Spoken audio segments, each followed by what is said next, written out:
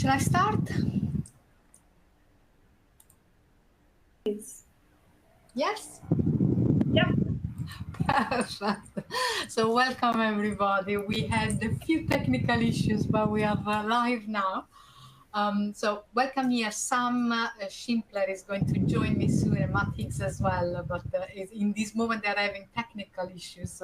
So for now you just have me and the beautiful people from Johnson and Johnson and the Siemens. So let's start very quickly with some housekeeping. So we're going to try and keep it short, 50 minutes, 45 or 50 minutes of panel discussion, and then we have the 10 minutes of Q&A. Of course, you can put all of the questions you've got in the chat, and then we will answer them at the end, or just keep them and ask them at the end. We will do it all after we've presented. Feel free to play around, ask questions, participate. This is really for you. Another quick one, as you see, I'm Sam Schlimper, I'm the moderator now, Francesca Campalani, and Sam will join us soon. I work in Sam's team anyhow, so we are going to be really the moderator of this, and I was also here as a speaker because I've got, as an anthropologist, that we've worked all of my life on culture, skills, and how skills develop in organization. I was here as a speaker as well, but I'll try and be more of a moderator until Sam joins. So with us, we've got Gemma Aldridge from Siemens. So welcome, Gemma. And we've got Christina Norris-Watts from Johnson Johnson, which both of you I know personally. And with us, we've also got Matt Hicks, who has got a little bit of a double role in our organization because he's really working on the service design side, but is also one of our main people that really work with the Mainline Dyslexia, which is a partner of ours. That it's really, for us, it's something we've got a lot of passion. Having said that, let me just double check if Sam and Matt could join. If not, we just proceed. I'll proceed. So let's start on why and how the word of skill-based. And by the way, you will see immediately that different people put different meaning to the word skills. Skills is one of those words, like quality, that can mean a lot of different things for different organizations. So one of the scopes of today, it's really also to understand what are skills for us and really try and navigate the universe of skills. So let's start. Why are companies really focusing on skills, and why is it so important? We all know that this is not an easy time. Yeah, the skills started 1 or 2 years ago so strongly to be on the lips of every one of us in HR. But skills is a science, looking for skills and not for what people have studied or the experience or just the hardcore skills. It's something that has always been done. But as of now, it's even more of an emergency and an urgency, because when you focus on skills, you really can do more with less. We will see some stats in a second. Also, we need to really design a better talent agenda that doesn't look just at the different compartments and different part of the business, but the business as a whole. We need, and all companies are feeling this pain, to personalize our services to different people and different stakeholders without losing the core and the core link between everything. Technology, as we know, it's redesigning our universe. I think generative AI is the most exciting things I have experienced after mobile phones. So it was the first big change in my life, then social media, but this is really radical. And then really, we need to become more proactive and add more value. So why skills? I'm not going to go through everything because this is something we will do together as a discussion, but let me put your attention and draw your attention to a couple of stats.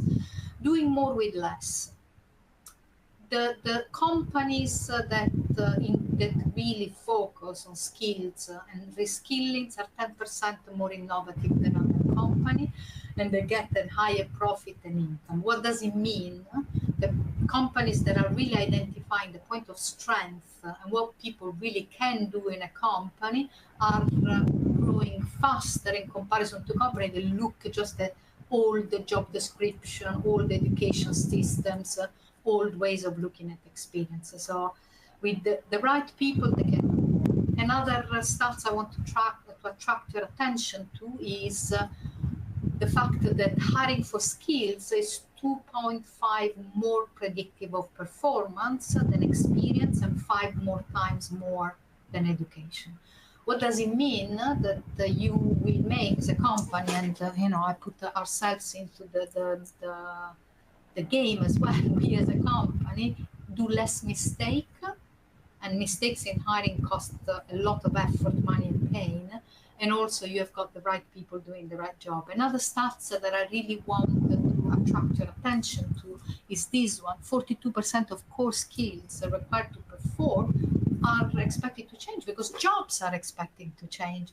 Generative AI is impacting the way we do work in a way that really will change the game. So when you change the game, you have to change the rules. And when you change the rules, you have to change the players.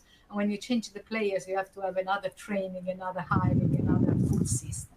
And then the last one, when you really look at skills and not, in England, most of the people at the top companies come from 2 schools in the whole of the UK. And I'm sure it happens in a lot of other countries that from 2 or 3 schools and 4 or 5 universities, you get all of the leadership and the management of most big companies. In that way, diversity is dead. You are just recruiting the same people from the same background. Instead, by looking at skills, you are really bringing in people with strong skills and strong talent, but they look differently from the norm. And that means that you are going to create a completely different diversity scenario for your people. Francesca, may I interrupt you for a second? We are experiencing some sound issues, and we're thinking it might be your mic. We hear a bit of wind or breathing, and we're not sure who it's coming from. Is it better? Yes, thank you. Perfect. You should have told me that earlier. So this will bring you to have one skill, which is listening through noise. I hope you used it properly. I will now die of heat because my fan is off, but I'll die for you. So that's something. Remember, I sacrificed myself to be heard properly. Anyway, I'm happy you hear me better. So what we did, just to close with this first introduction, we really did a little journey across why skills are so important for us all. And now we are going to explore it even deeper with the people that have joined. So let's start with the first start. So 72% of companies really say that the skill gap will create real big challenges. And by the way, I was having a chat with Sam, so I'm going to bring some voice here, even if she cannot join. And we were saying, if we all think that this is another small recession that will be followed by a big boom and then another recession like normal, we might be wrong this time. There are many more components in this moment, and demographic issues and a lot of other, the perfect storm where everything gets together. So it might be that the skill gap is just going to get worse and worse, and hiring and training is going to get more difficult. So we are really interested, and especially with AI and everything else, we are very interested. And Christina, I think it would be good to hear from you first. What motivated your organization to use the skills? Thank you so much, Francesca, and appreciate you jumping in to moderate here. It's great to be able to speak to you today. I really really appreciate being invited to talk with you all today and to share the stage with Siemens. Actually, Christina, do you mind maybe saying a couple of words about yourself, of what you are doing at J&J, and what is your, what is your focus and role, so that it's easier then to tell a story when people know who you are a little bit better? Sure, happy to. So hello, everyone. I'm Christina Norris-Watts. I lead our assessment and people practices team within Global Talent Management here at Johnson & Johnson. In that role, I'm responsible for overseeing our selection assessment strategy, development assessment strategy, our skills strategy, and how we use all of those things across the whole talent life cycle. So I'm an organizational psychologist by training. I've been in the assessment world for over 20 years. So Amazing. Very excited to be you're here really and the talk right today. person for us to come and ask. What's going on? What motivated Johnson & Johnson to explore skills? Well, it's really interesting, right? Because what motivated us to really do this shift, right, to skills-based, and I know this is a skills-based hiring webinar, but I will say that our motivation was starting with development. We were really looking to see how we democratize learning and development across J&J. And for the same reasons of the stats that you shared here, right? There's going to be a skills gap. We need to make sure that our folks have our skills. Well, let's make sure that the folks who currently work for us are able to get the training and the upskilling that they need. And we wanted to make sure that everyone had the opportunities for the experience, exposure, and education that we know leads to learning. Experience meaning you get a chance to try stretch assignments, new things, right? So this is, again, new ways of working.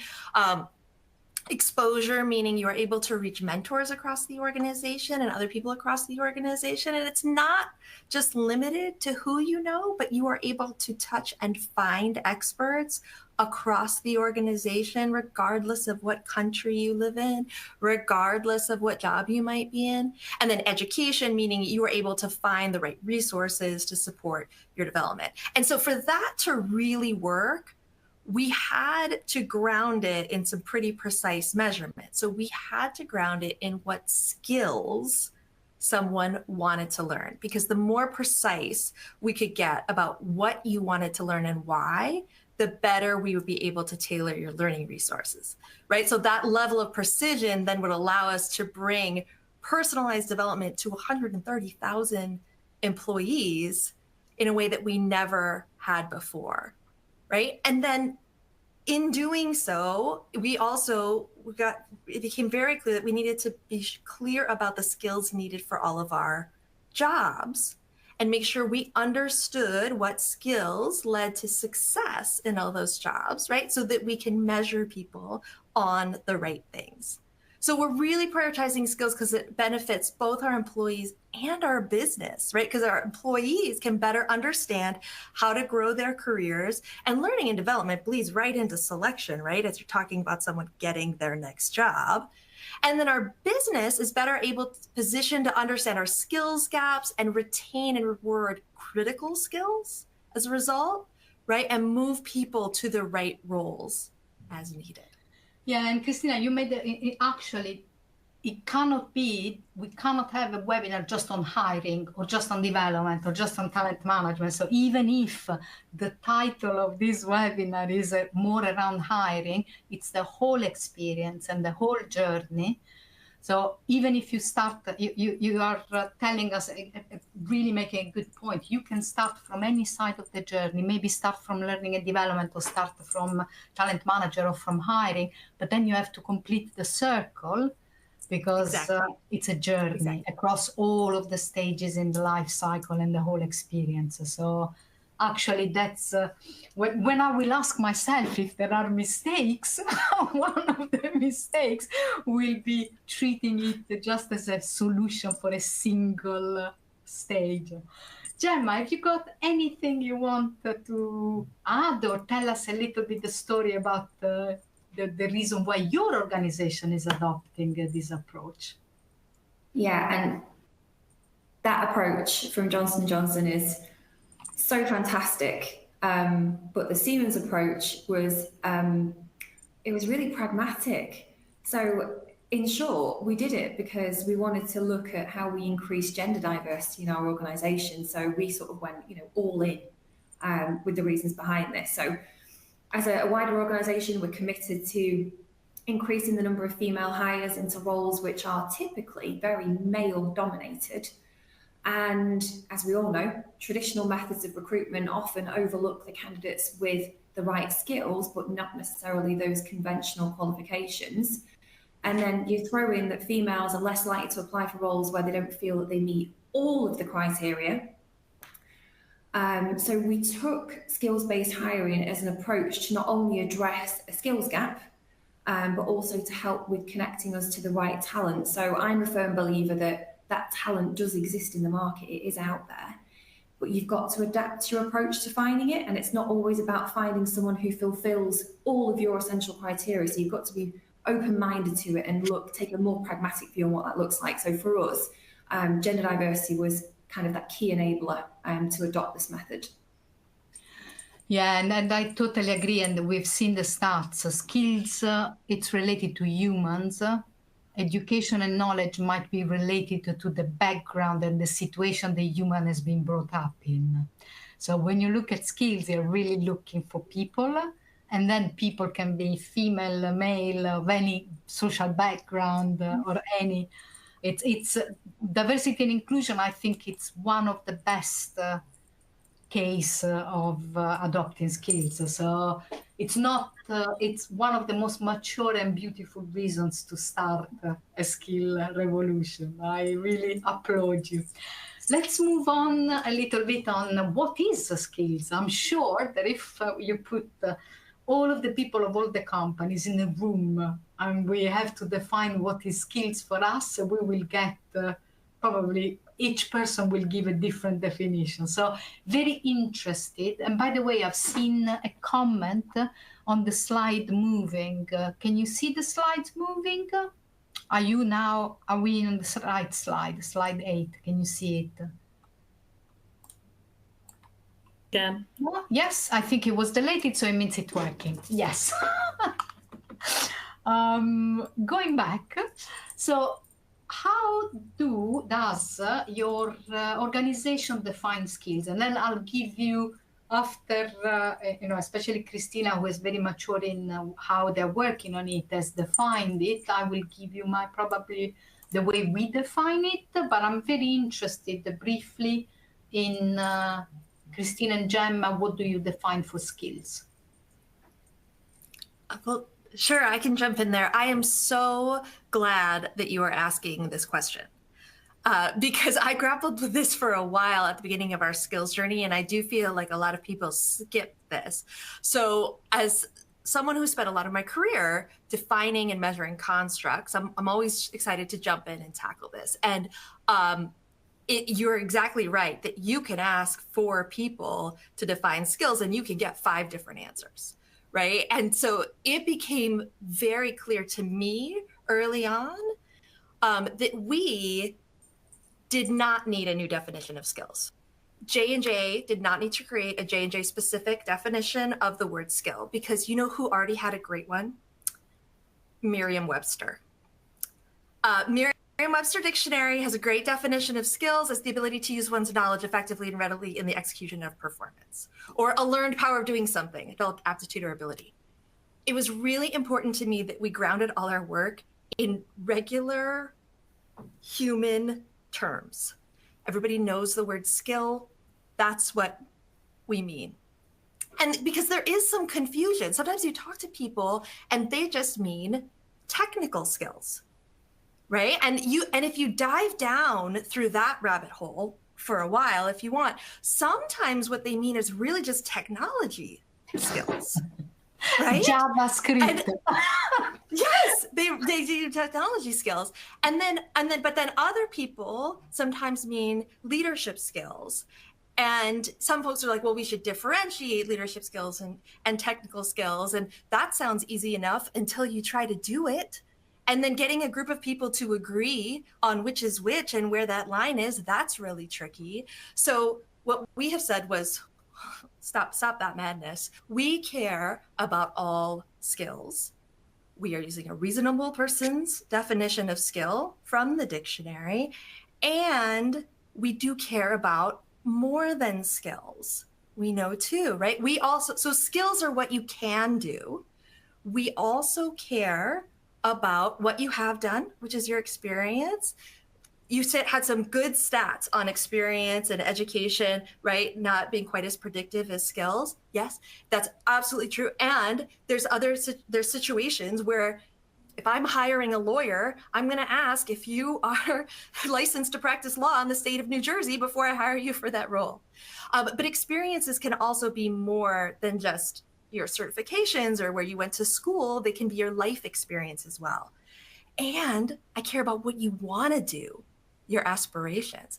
And I care about who you are, your traits and your drivers. So those 4 components make up what we call the whole person model, where we're really taking a skills inclusive or a skills first approach, especially when you're getting to hiring, right? That skills first, how do we get at those skills?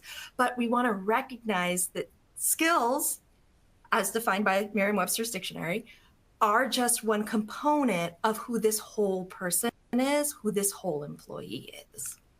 And Christina, is amazing. It's basically we are. It's like we belong to the same company, but in different universes.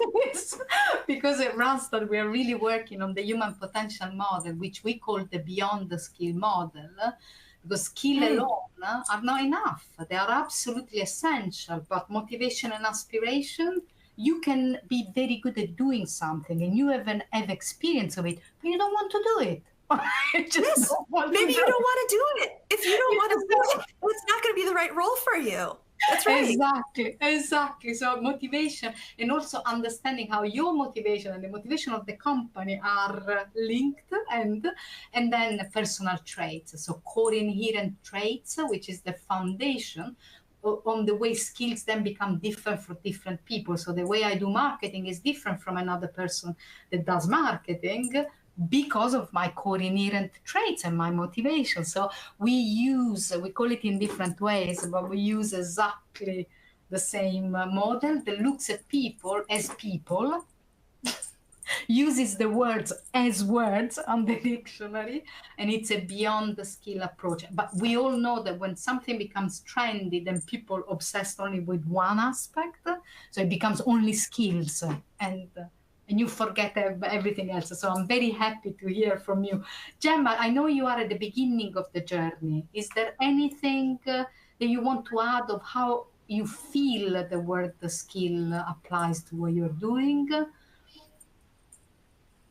How do I follow that? You've literally summed it up. So and this is my opinion on this completely. We adopted skills-based hiring within Siemens with a view to how do we identify a candidate's potential. So how do we know and recognise what it is that you can bring to our organisation? So a skill is not something that you can inherently measure. I'm not interested in whether or not you've got, as we said before, a specific type of IT experience or a software or technology, or whether you've got a degree in engineering.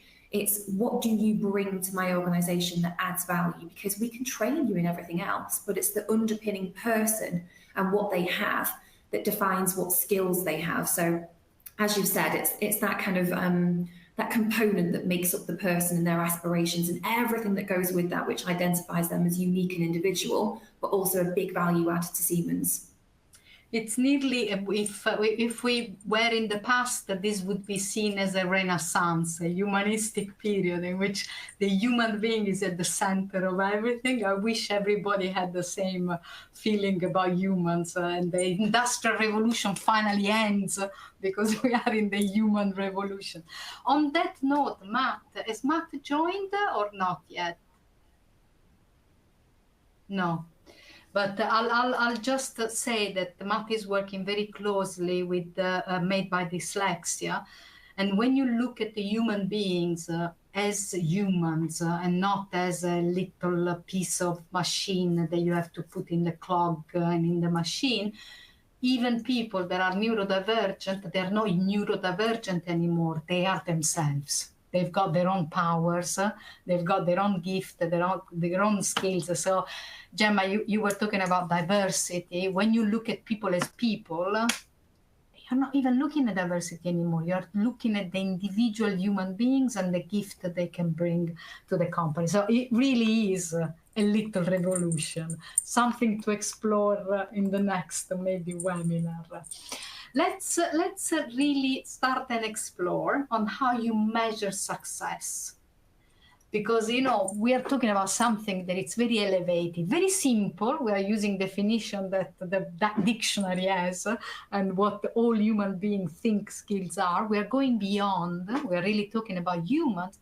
But then how do we go to the business and demonstrate that our vision brings some achievement? And it would be really interesting to hear some of your thoughts. Gemma, I'll start from you this time. Let's do the other way around. Yeah, no problem. So Siemens originally implemented skills-based hiring as a means of sort of addressing, as we said, diversity and also skills. So the success metrics were aligned to those particular measures. And we ran an initial pilot in this space where I'm going to give you some numbers to give you an idea of how this works really, really well. So we wanted to recruit 2 project engineers, really male dominated, typically only men that we recruit into these roles. And we were struggling in the sense that the vacancies had been open, I think it was around 200 days, if not more. And as a TA team, we had literally exhausted every single route to recruitment. There was nothing more that we could do. So we took the view that, well, let's try something different. Let's try a skills-based approach.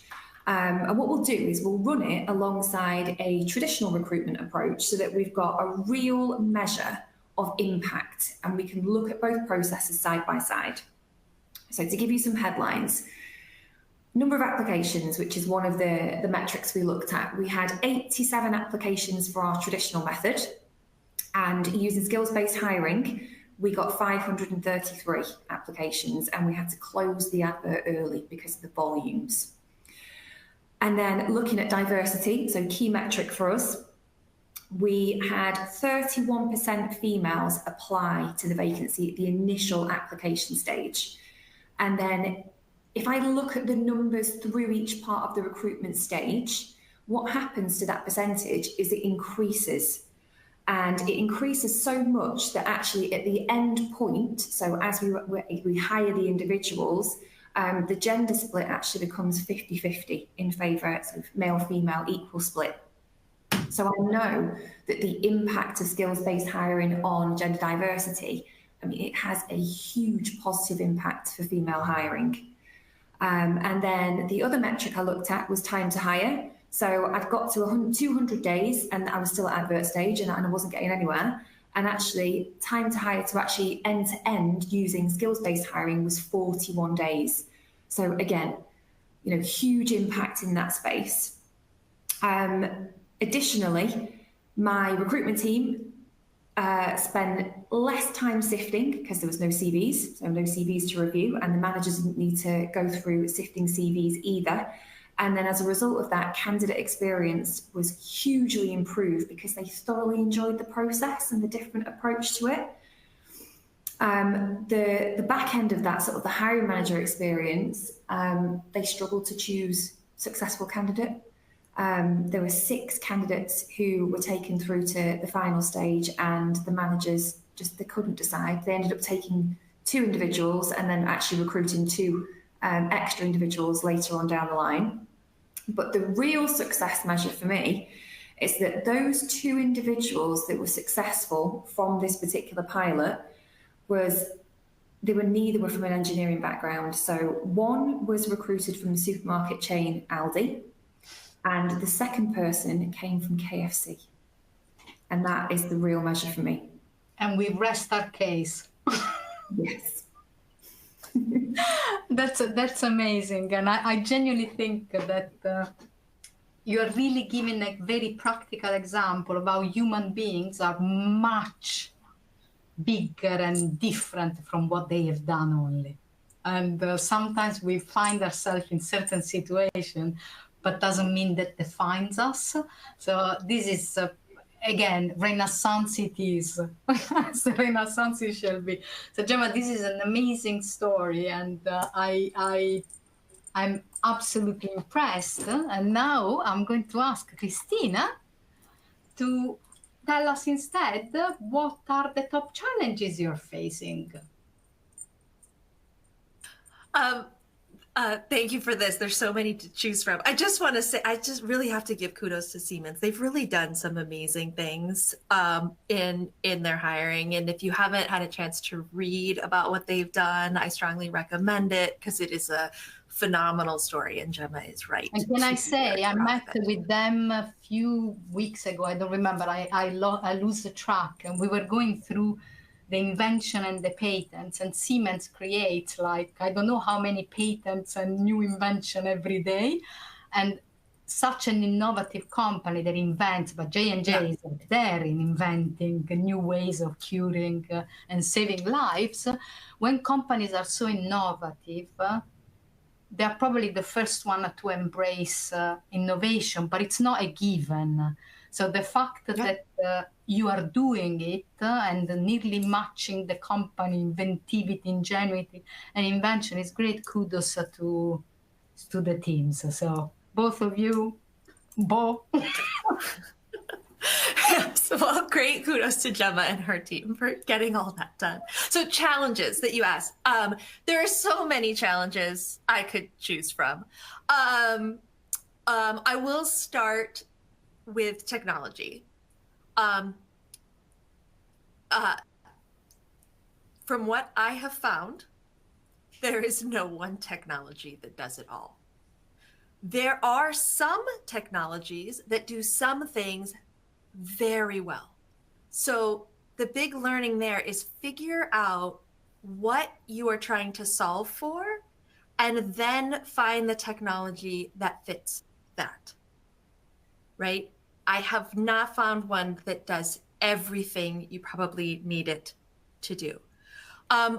Note that technology sales teams who are out there doing their job will always say that they can integrate with any other technology, and I am not saying that they can't, but I am just saying your company might have configured a previous technology in a way that makes it much more difficult for other things to integrate with. So partner with your internal technology partner from the ideation phase. Do not let the technology drive your plan. Figure out what problem you're trying to solve for, and then find the tech that helps solve that. I almost always plan out how I would do my idea on paper and pencil. So imagine I didn't have a computer, and my employees didn't have a computer, and my applicants didn't have a computer. How would I do this on paper, pencil? That really helps me hone my idea to figure out what problem I'm trying to solve for, and then I can move into the tech space. So that's one big challenge. The second challenge, if I can have two real quick, second challenge is if you were a competency shop like we were, so Johnson & Johnson was big into competencies and competency models beforehand, and competency models definitely have their place. Shifting from competencies to skills has been much harder than it seems like it should be. So you may find yourself in mapping discussions, or you may find yourself in semantic conversations. My advice there is to get out of the semantic conversations as quickly as possible. I have lost hours of my life debating a skill versus a competency, and those are hours that I'm never getting back. I'm never getting those back. I don't think they were particularly useful hours spent. Instead, seek to understand, why did that business have a competency model, and what were those accomplishing? What were they doing? Will your skills strategy replace that, or will you need a different solution to solve whatever that competency model was used for, right? So there's no right answer there, but please don't get sucked into the semantics. Again, which is fun, but not useful. Correct.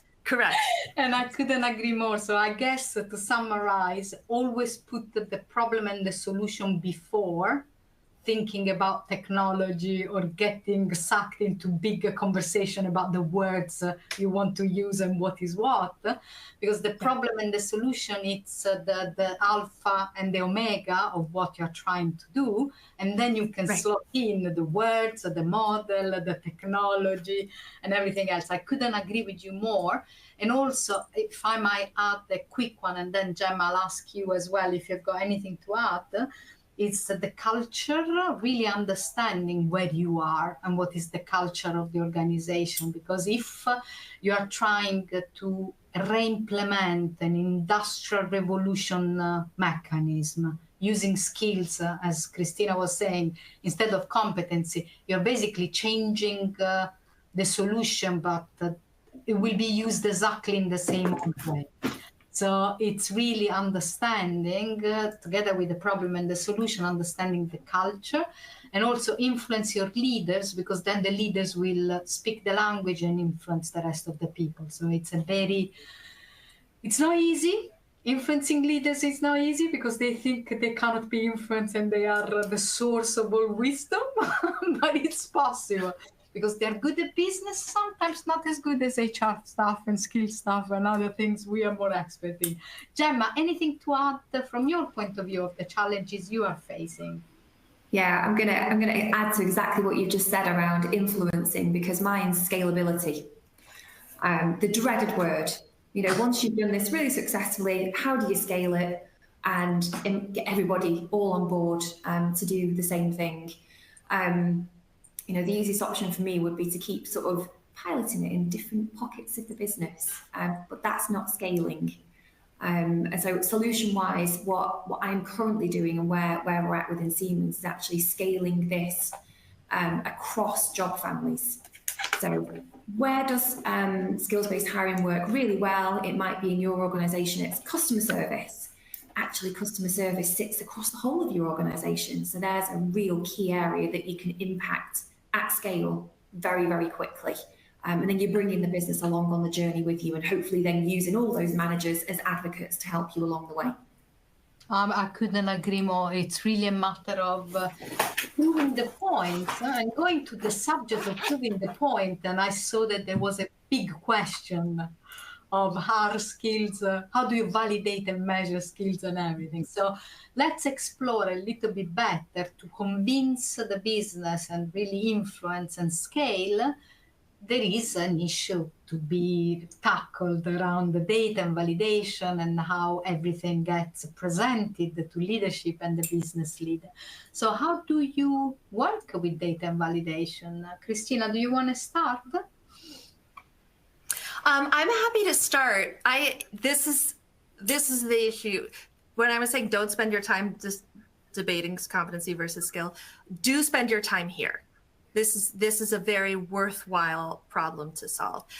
So to me, it goes back to what you are planning to do with the skills data, right? So you've heard Siemens and Johnson started in very different places, right? So our purpose of doing skills was to better understand the skills of our people and the skills needed from our job. And we wanted to make sure we were able to make that information transparent.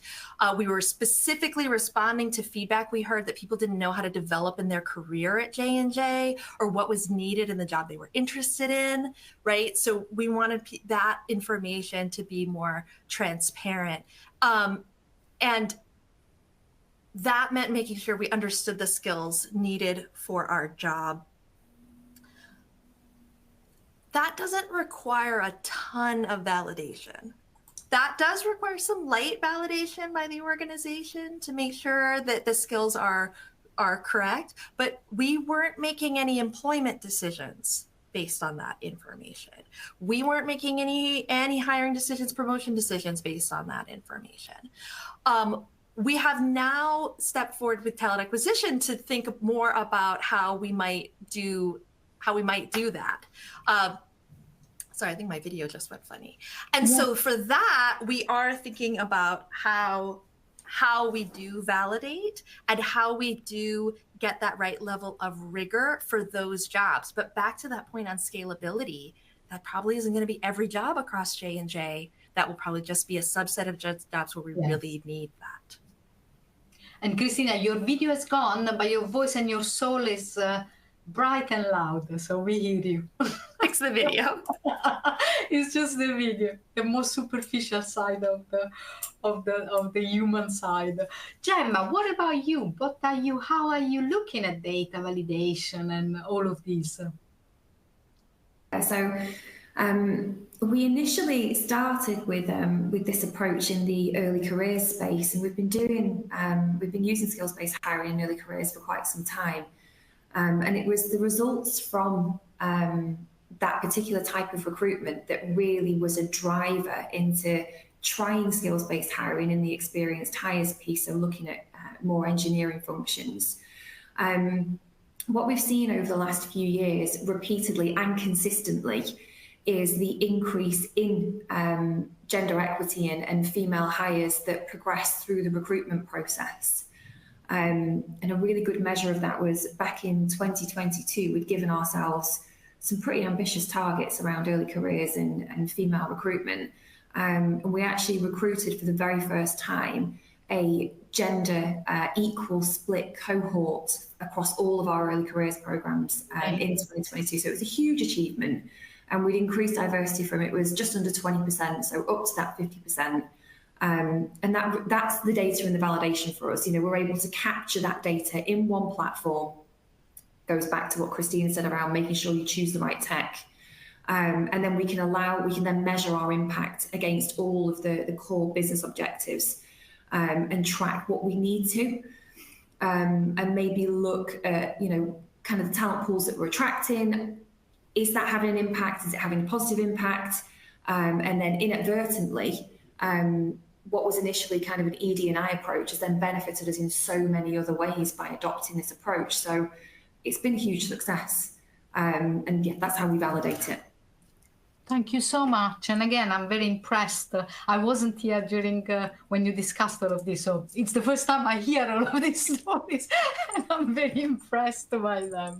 If you don't mind, I shall skip this one for two reasons. A, I genuinely think that I agree with Christina on the fact that technology should be chosen after you have decided what to do.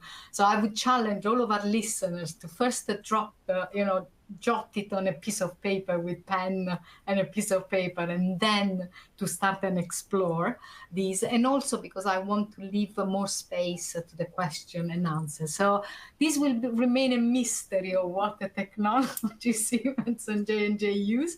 Remember that both of them chose them after they had a plan and not vice versa. They didn't choose a technology to save their word, but it was something after. And the mystery remains. And let's go to the last question before we open the questions, the question and answer. Really, both of you, and Gemma, you are on screen now, so let's start with you. What do you think if you really care about the people on this webinar, you really want to help them, what's your best advice or the learning that all of them should consider before continuing or starting their beyond the skills journey? Okay, so I'm an operational talent acquisition head. So I look after Great Britain and Ireland for Siemens. So I'm going to give you a really pragmatic piece of advice and my learning that I've taken from this. For me, there's a lot of misconception around what skills-based hiring is, and there's a lot in the market that it's just removing CVs from your process, and it's not. It's much, much bigger than that. So it's really, really important, particularly if you're in an operational role, to look at your whole process from end to end. You can't approach skills-based hiring half-heartedly because it won't work. So you've really, really got to embrace it and identify in your processes what needs addressing. So it goes back to that what's your problem statement and what is it that you're trying to do? And for Siemens, we overhauled everything in our process. And I think for me, that was the biggest piece of learning, is that you can't do one bit of it. You need to look at everything holistically and make the choices and the decisions based on what it is that you're trying to fix. And it's Christina was starting from a learning and development point of view. You are starting because of your job from a hiring point of view, but you both have gone to the conclusion, and probably was what guiding you from the beginning, that this is the end-to-end experience for humans, which is, again, I find it very beautiful. Christina, and I'm here, even though I'm a black box, and so you couldn't see me nodding so vigorously with what Gemma was saying about skills-based hiring. I am so glad you said that, Gemma, about it is not just removing the CV. It is not just removing the education requirement. If it was that easy, more people would have done it.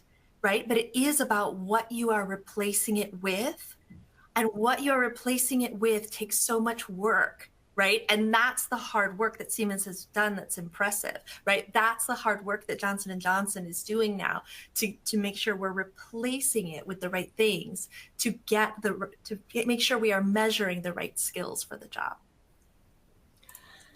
Yeah, and then I think, again, it goes back to what we didn't know what would have been the theme of the day, which is the humanist renaissance of looking at people as humans, not just pieces of knowledge they needed to have.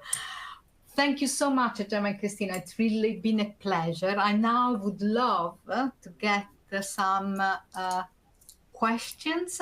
I'm trying to go through the chat, but I don't have one skill.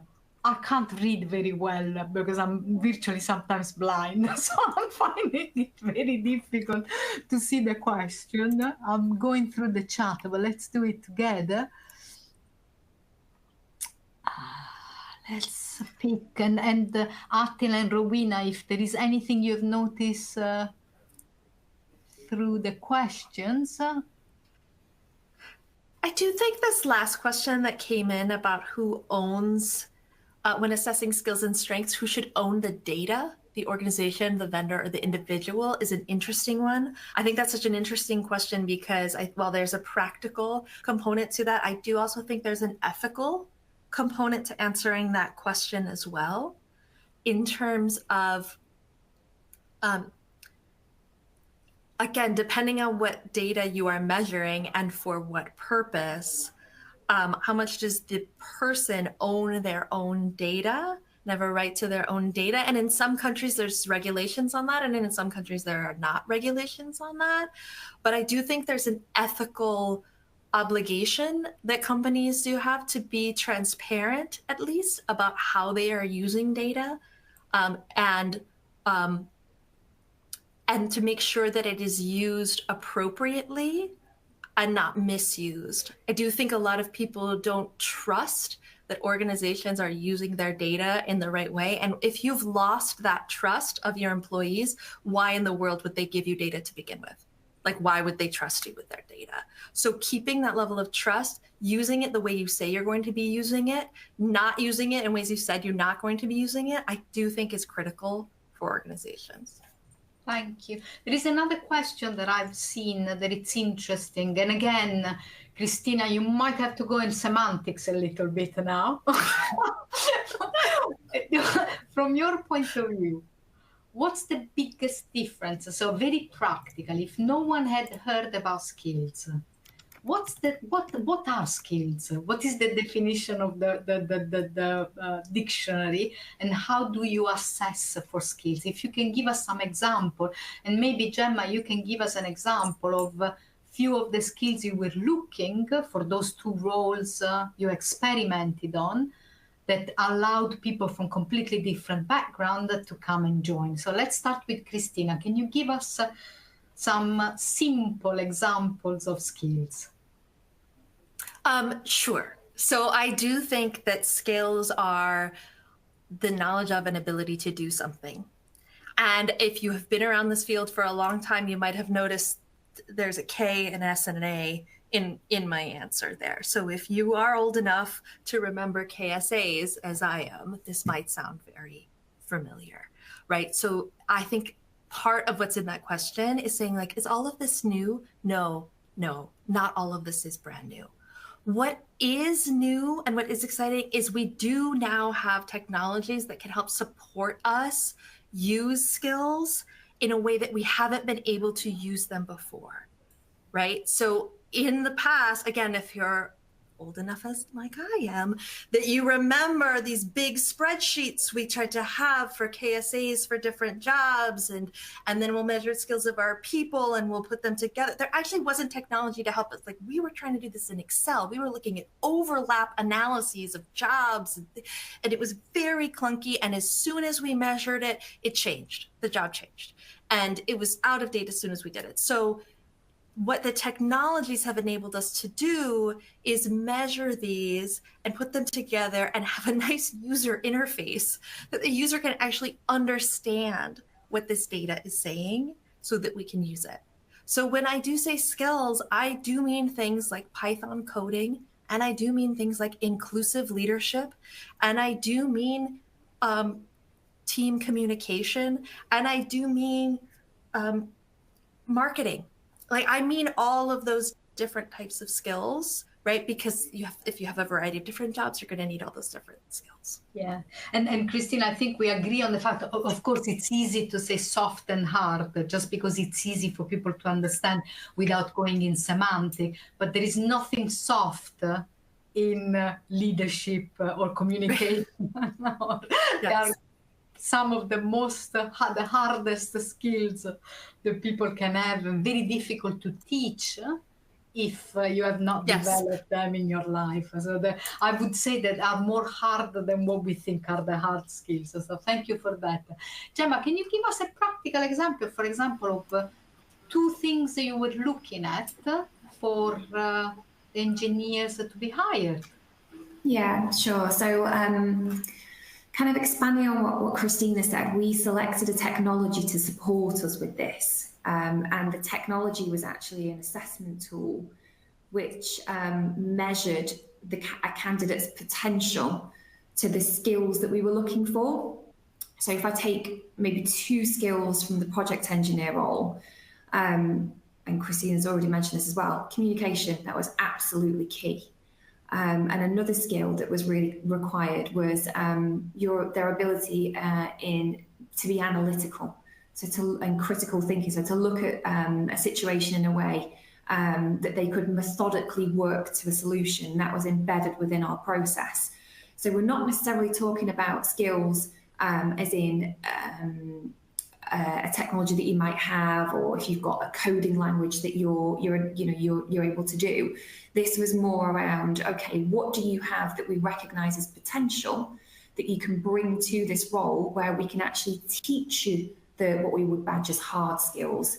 And that's how we then would kind of embed you on an L&D journey to make sure that you're upskilled in a way that gives you the skills that you need to carry out the role to the best of your potential. But it was those underlying skills that we were measuring. Thank you so much. I've got a last question which interests me, but I'm going to include also a question that was asked in the chat. How do you decode for each job or job family or work to be done, what are the critical skills? And then how do you educate the business people that do the interview to look for what then it's important for the skill? Gemma, you are on the screen, so if you want to start, and it can be, how have you done it? How have you decided the skills of those 2 roles? Yeah, that's a really, really, really good question. We literally sat down with the hiring manager and we worked through the massively lengthy job description to say, none of this is necessary. Let's look at the core requirements for this position. And there might be 3 or 4 of them, and we call them skill enablers. So what skill enablers do you absolutely need? And those were identified as the tangible measure of dictating what was the candidate's potential. So as long as we can measure that, those are the skills we require, and that's how we move forward. And every single role will have skill enablers, and those are your essentials. Fantastic, thank you. And in that way, you also educate the business slowly of looking at the heart of a role instead of looking at the 10,000 skills that they are used to use. Exactly. But, Christina, anything to add on this? No, that was a perfect answer. I don't know how You're you back. do it without talking. I am back. I don't know how you do it without talking to the subject matter experts. I don't think you can do it without talking to the subject matter experts. So be very clear about the jobs you're looking at, because as Gemma said earlier too, you heard her talking about the challenge of scalability. We also face that challenge too. So, you know, how do you make sure that you are putting your energies, prioritizing your energies in the right areas here? Thank you very much. I think we are at the end of our seminar, if I can read properly. And I just wanted to thank you. First of all, Gemma and Christina, really thank you. It's fascinating to see how from different moments in time you are having a very similar humanistic approach to this. And it gives me hope that the world of business is a bit changing and looking at human beings. I remember when I relocated to the UK 20 years ago, there was, I think, recruiters had a tick box. Have you done this? Yes, no. Have you ever got experience in this? No, you're not good for the job. Whatever, whoever I was and whatever was my experience. So I hope the new Francesca that traveled the world will have possibilities now. So, and with this will bring really diversity and a new way of looking at people. So thank to both of you, and thank to your companies for giving you the space and the time to explore all of these. And thank you to all of you. It's been lovely having you and being your last minute moderator. It was lovely meeting you all. Thank you so much. Thank you. Have a lovely time. Thank you.